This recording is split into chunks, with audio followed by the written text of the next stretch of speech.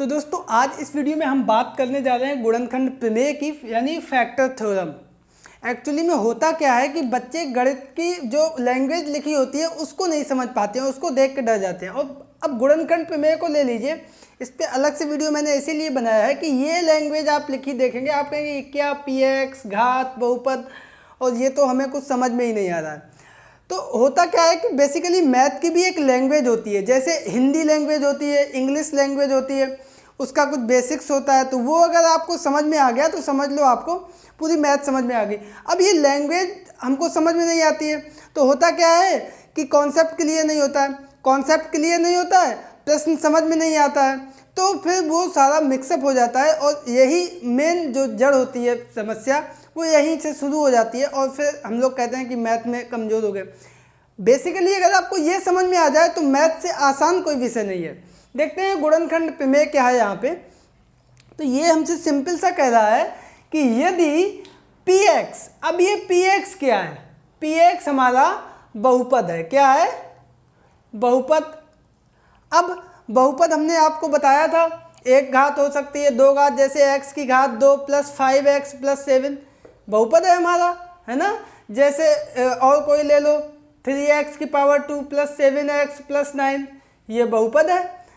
तो इस तरीके का जो बहुपद है उसमें फिर एक घात भी होती है, जो सबसे बड़ी घात होती है उसको घात बोलते हैं। तो यहाँ पे यदि px यानी कोई बहुपद है, उसकी घात जो है वो 1 से बराबर या 1 के अधिक होनी चाहिए। अब ये इसका मतलब क्या हुआ? तो बेसिकली इसको ना भी लिखते, लेकिन बात ये है कि n का मान 1 से ज़्यादा क्यों होना ज़रूरी है। अगर 1 से कम होगा तो मान लो जैसे मेरा लिखा है 5x की पावर 0, तो जब किसी की घात 0 हो गया तो वो x का पद ही खत्म हो जाएगा। 5 × 1 यानी 5 हो गया। तो फिर हम प्रमेय लगाएंगे किसमें? वो तो तभी लगेगी ना जब x का मान होगा कोई, उस बहुपद का मान कैसे निकलेगा।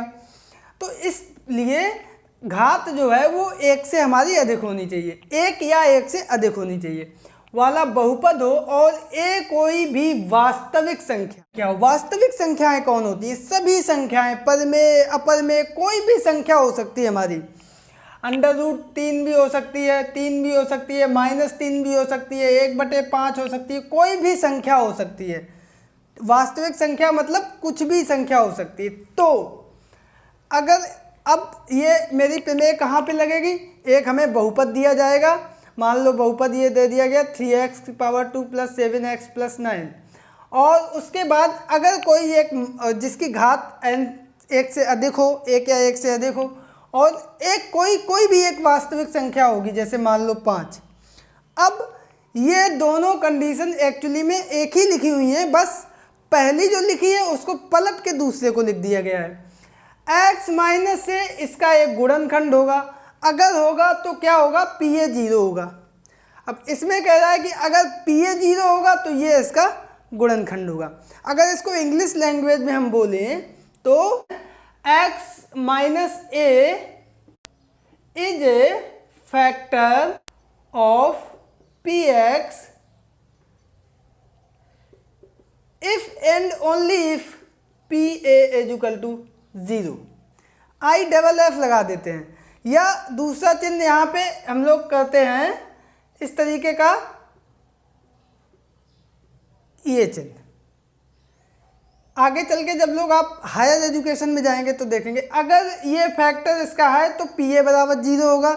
दूसरा, अगर pa = 0 है तो x - a इसका गुणनखंड होगा। अब इसका मतलब क्या है? इसका मतलब ये है कि अभी मैंने एक बहुपद लिया था x की घात 2 - 5x + 6, इसका एक गुणनखंड, अगर हम इसके गुणनखंड करेंगे तो x - 2 इसका एक गुणनखंड है। तो इसका गुणनखंड x - 2 है, यानी x - 2 = 0, यानी x = 2। अब x = 2 रखेंगे तो इसका मान ये px होगा हमारा। क्या होगा? px होगा। और x = 2 रखेंगे तो इसका मान 0 आएगा।